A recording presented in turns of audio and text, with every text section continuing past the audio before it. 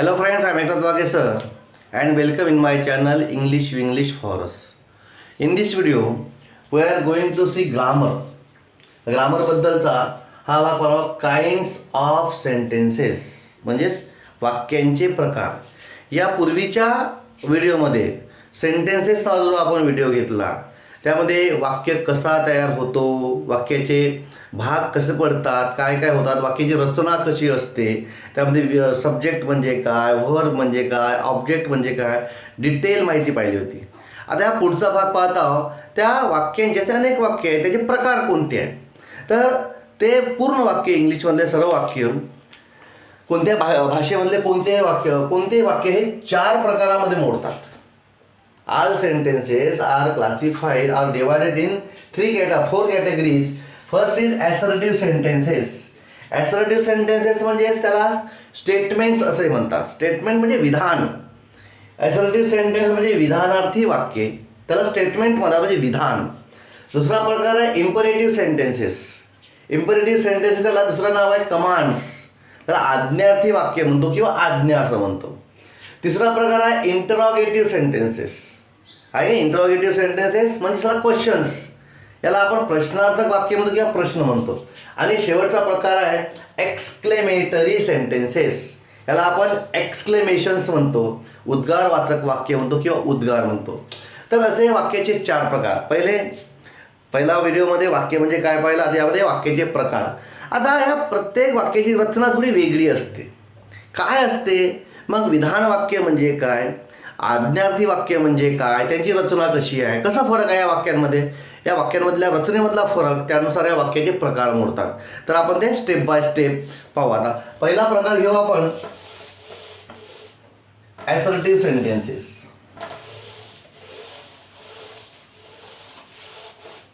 पहिला प्रकार घेऊ असर्टिव्ह सेंटेन्सेस किंवा स्टेटमेंट.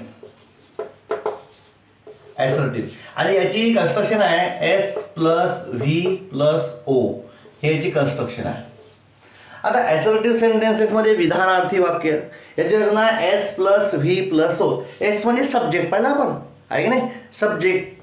V म्हणजे व्हर्ब आणि O म्हणजे ऑब्जेक्ट, म्हणजे कर्ता, त्यानंतर क्रियापद येतो, त्यानंतर ऑब्जेक्ट म्हणजे कर्म येतो. आता S+V+O कोणतंही वाक्य घ्या. पहा, I eat a mango. I eat a mango. Boys play cricket. She sings a song.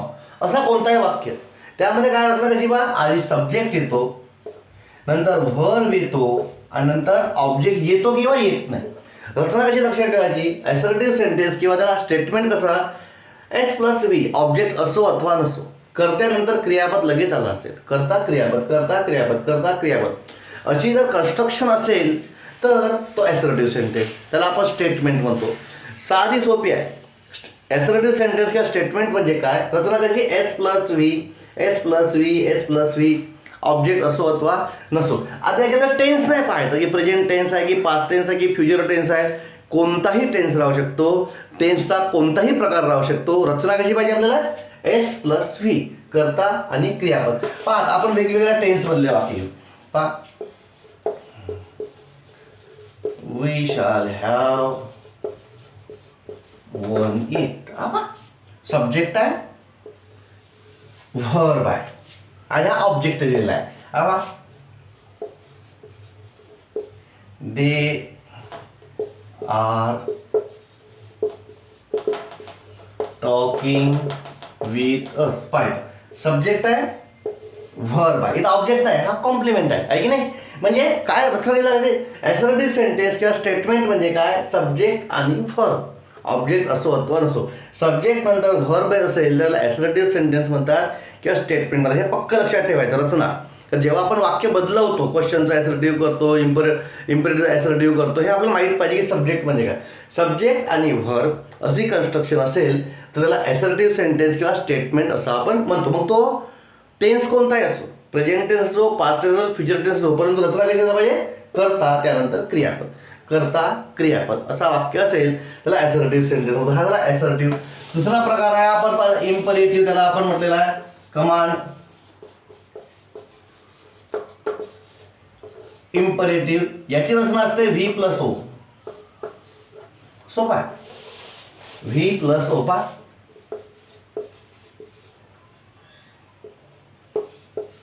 Come here, wait for me, sing a song, go, stop. कोणताही वाक्य पा.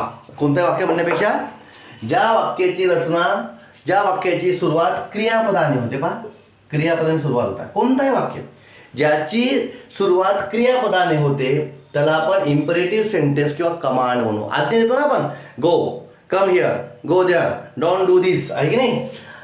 तर अशा प्रकारचे क्रियापदाने सुरू होणारा कोणताही वाक्य त्याला इम्परेटिव्ह सेंटेन्स किंवा कमांड असं म्हणतात. हा पॉझिटिव्ह आहे. निगेटिव्ह काय होता, डोंट लॉफ, हा निगेटिव्ह झाला.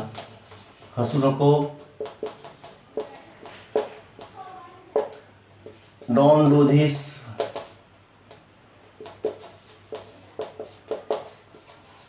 Don't break it. म्हणजे हे सुद्धा क्रियापद आहे. क्रियापद आहे, क्रियापद आहे, क्रियापद आहे, क्रियापद आहे, क्रियापद आहे, क्रियापद आहे, क्रियापद. आता रचना पहा, व्ही प्लस ओ. मी का म्हटलं, कोणत्याही वाक्यामध्ये ऑब्जेक्ट असलाच पाहिजे असं नाही. इथं पहा, कम हिअर व्हर्ब आहे आणि हा कॉम्प्लिमेंट आहे, ऑब्जेक्ट नाही. हा इथं व्हर्ब आहे, हा कॉम्प्लिमेंट आहे, ऑब्जेक्ट नाही. इथं व्हर्ब आहे आणि हा ऑब्जेक्ट आहे. इथं ऑब्जेक्ट आलेला आहे. इथं निव्वळ व्हर्ब आहे, इथं निव्वळ व्हर्ब आहे, कॉम्प्लिमेंट नाही, ऑब्जेक्ट नाही. तरी हा इम्परेटिव्ह सेंटेन्स आहे की नाही. तरी हा इम्परेटिव्ह सेंटेन्स आहे. इथं हा डोंट लाफ हा निगेटिव्ह आहे, निगेटिव्ह व्हर्ब आहे, निगेटिव्ह व्हर्ब आहे, निव्वळ व्हर्ब. डोंट लाफ, हसू नको, आज्ञा दिली आपण. हा झाला आज्ञार्थी वाक्य, निगेटिव्ह आहे, निगेटिव्ह व्हर्ब आहे. Don't do this, don't do this object आहे. Don't break verb, negative verb आहे आणि हा ऑब्जेक्ट आहे. अशा प्रकारे कोणताही वाक्य ज्याची सुरुवात क्रियापदाने होते किंवा डोंट म्हणजे डोंट म्हणजे निगेटिव्ह क्रियापदाने होते त्याला आपण इम्परेटिव्ह सेंटेन्स किंवा त्याला आपण कमांड असे म्हणतो. मग मी आधीच्या व्हिडिओमध्ये सांगितलं की मग याला सब्जेक्ट नसतो का. सब्जेक्ट असतो यू, सब्जेक्ट असतो यू. असं ॲझ्युम केलं जाते की यू हा सब्जेक्ट आहे, लिहिल्या जात नाही. जेव्हा आपण म्हणतो यू कम हिअर, काय कम हिअर म्हणतो आपण. यू म्हणण्याची गरजच नाही ना. जे कारण आपण डोळ्यानं पाहतो किंवा हातवारे करतो, बोट दाखवतो, तेवढं यू म्हणण्याची गरज नाही राहत. म्हणून तिथे यू लिहिल्या जात नाही. परंतु समजला तरी यू आहे म्हणजे इथं सब्जेक्ट नसतो असं नाही, परंतु लिहिल्या जात नाही. आपला विषय कोणता आहे, imperative. What is imperative sentence. Imperative sentence which starts with verb. ज्या वाक्याची सुरुवात व्हर्बने होते किंवा निगेटिव्ह असेल तर डोंटने होते त्याला आपण इम्परेटिव्ह सेंटेन्स असं म्हणतो. पॉझिटिव्ह इम्परेटिव्ह सेंटेन्स, डोंटने सुरू असेल तर निगेटिव्ह इम्परेटिव्ह सेंटेन्स. ओके, हा झाला इम्परेटिव्ह सेंटेन्स, त्याला आपण कमांड म्हणतो. तिसरा प्रकार आहे इंटरॉगेटिव्ह सेंटेन्सेस.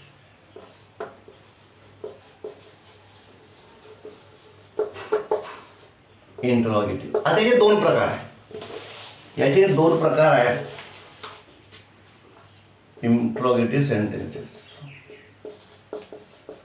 याचे दोन प्रकार आहे. पहिला प्रकार आहे verbal question.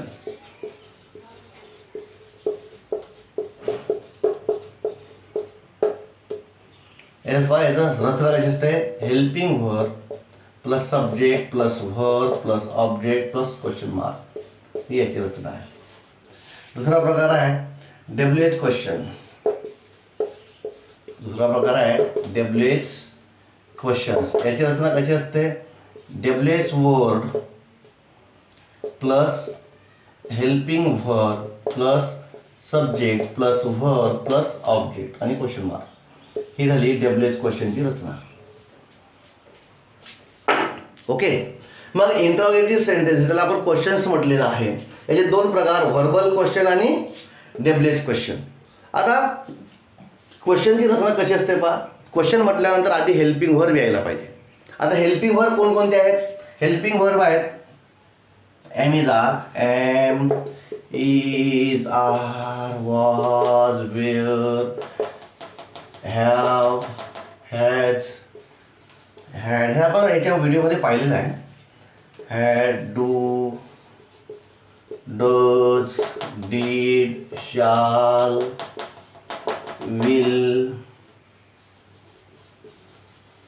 Should, would, may, might, इथं लिहितो, कॅन, कुड, मस्ट, एवढे हेल्पिंग वर्ब आहेत. तर याच्यामध्ये मेन प्रकार आहेत, पुन्हा त्यामध्ये व्हिडिओमध्ये पाहिलं. असो, मग व्हर्बल क्वेश्चन्स म्हणजे काय? हेल्पिंग व्हर्बने सुरुवात होते, नंतर सब्जेक्ट येतो, नंतर व्हर्ब येतो, नंतर ऑब्जेक्ट येतो अथवा नाही, पण शेवटी क्वेश्चन मार्क तो ठरलेलाच आहे. आता हीच रचना डब्ल्यूएच क्वेश्चनची आहे. फक्तच क्वेश्चन म्हटल्यानं ठरला. त्या क्वेश्चन म्हणजे काय? Helping verb plus subject, helping verb plus subject असं म्हटलं की क्वेश्चन तयार होतं. पहिले हेल्पिंग व्हर्ब येतो, मग सब्जेक्ट येतो, आहे की नाही, आणि नंतर मग व्हर्ब येतो. अशा प्रकारची रचना असेल तर तो क्वेश्चन म्हणजे क्वेश्चन ठरला आहे. आता याचा दुसरा प्रकार आहे WH question.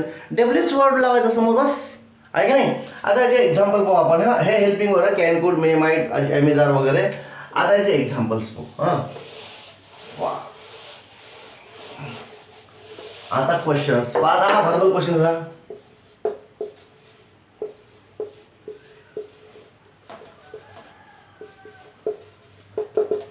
R you coming with me? हा व्हर्बल क्वेश्चन आहे, आर ने सुरुवात झालेला आहे. हा हेल्पिंग वर्ब आहे की नाही. हा हेल्पिंग वर्ब आहे, सब्जेक्ट आहे, हा व्हर्ब आहे की नाही. मग बाकीचा हा कॉम्प्लिमेंट आहे. म्हणजे काय? हेल्पिंग वर्ब प्लस सब्जेक्ट, बस एवढीच रचना. क्वेश्चन म्हटल्यानंतर हेल्पिंग वर्ब प्लस सब्जेक्ट, बाकी मग सोडून द्या बाकीचं, आहे का नाही, मेन सब्जेक्ट, मेन वर्ब वगैरे वगैरे. परंतु काय आपण काय म्हणतो, हेल्पिंग वर्ब प्लस सब्जेक्ट आला की हा क्वेश्चन तयार होतो. ठीक आहे. आता हा झाला व्हर्बल क्वेश्चन. आता याला जर आपला डब्ल्यूएच करायचं झालं तर समजा इथं डब्ल्यूएच वर्ड लावायचा, हा, आहे की नाही. आता हे जर जोडलं मी व्हेन, चला तर WH question. When are you, आता आर एस मार्क करायला. When are you coming with me? Are you coming with me? तू माझ्यासोबत येणार आहे का? When are you coming with me? तू केव्हा येणार आहे माझ्यासोबत, आहे की नाही. म्हणजे व्हर्बल क्वेश्चन आणि डब्ल्यूएच क्वेश्चनला खूप फरक नाही. व्हर्बल क्वेश्चनच्या आधी डब्ल्यूएच वर्ड लावला की तो डब्ल्यूएच क्वेश्चन तयार होतो, बस एवढाच फरक आहे. डब्ल्यूएच वर्ड लावला तर डब्ल्यूएच क्वेश्चन, नसला डब्ल्यूएच वर्ड नसला. डब्ल्यूएच वर्ड कोणते आहे ना? What, when, where, who, which, how, whom, whose, असे डब्ल्यूएच वर्ड. म्हणजे तेव्हा are you coming with me verbal question, त्याला डब्ल्यूएच वर्ड लावल्याबरोबर when are you coming with me WH question. तर रचना कशी? Helping verb plus subject plus main verb. आणि verbal क्वेश्चनची फक्त डब्ल्यूएच क्वेश्चनची डब्ल्यूएच शब्द लावला की WH word, helping verb plus subject plus verb. म्हणजे इंट्रोगेटिव्ह सेंटेन्सेस पाहताना साध्या साध्या गोष्टी आहेत. दोन प्रकार, व्हर्बल क्वेश्चन आणि WH question. Verbal question helping वर्बने सुरुवात होतो, नंतर सब्जेक्ट येतो. आणि डब्ल्यूएच क्वेश्चन, डब्ल्यूएच वर्ड हे डब्ल्यूएच वर्ड आहेत, या शब्दाने सुरुवात होतो, नंतर हेल्पिंग वर्ब येतो आणि नंतर सब्जेक्ट येतो. अशा प्रकारे हा तिसरा प्रकार आहे इंट्रोगेटिव्ह सेंटेन्सेस, किंवा त्याला काय म्हटलेलं आपण, क्वेश्चन्स. ओके, याचे समजा उदाहरण पाहतो म्हटलं आपण. दुसरे पाहू.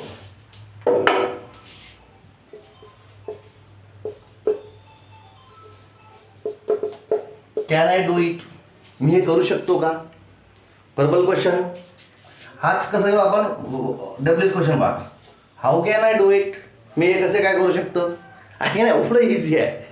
हा, जर डब्ल्यूएच वर्ड असेल तर व्हर्बल, डब्ल्यूएच वर्ड असेल तर डब्ल्यूएच क्वेश्चन. एवढं इझी आहे की नाही. आपण म्हणतो ना, may I come in sir, हा व्हर्बल क्वेश्चन आहे की नाही.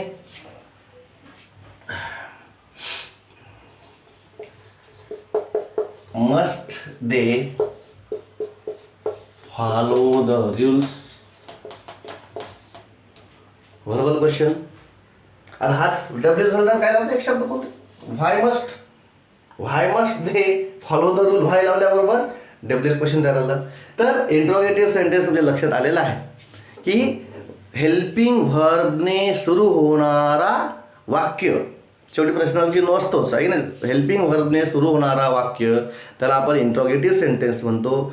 हेल्पिंग वर्बच्या आधी डब्ल्यूएच वर्ड आला असेल तर त्याला डब्ल्यूएच क्वेश्चन म्हणतो, नाहीतर व्हर्बल क्वेश्चन म्हणतो. एवढं सोपं आहे. हा झाला तिसरा प्रकार. आता चौथा प्रकार पाहू. शेवटचा प्रकार आहे यामधला, तो आहे एक्सक्लेमेटरी सेंटेन्सेस. एक्सक्लेमेटरी सेंटेन्सेस याची रचना पाहिजे. याचे दोन प्रकार आहेत. याचे दोन प्रकार आहे.